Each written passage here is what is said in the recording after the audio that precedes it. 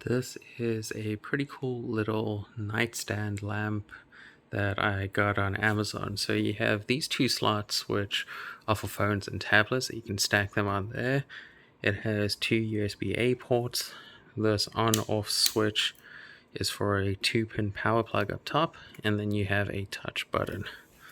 So it's got the linen look, and then you have 3 brightness settings.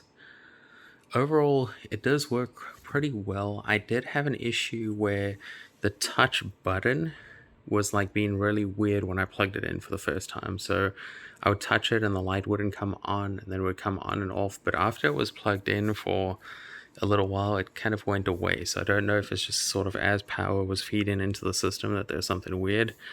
But you can see there is this on-off switch for that 2-pin power plug. There's the 2 USB-As, and then the controls. And this did come with its own LED light bulb. If you do switch it out, you just want to make sure that it is one that is dimmable so that you don't have any issues with your 3 modes. If it's not dimmable, you may have some flickering or some flashing.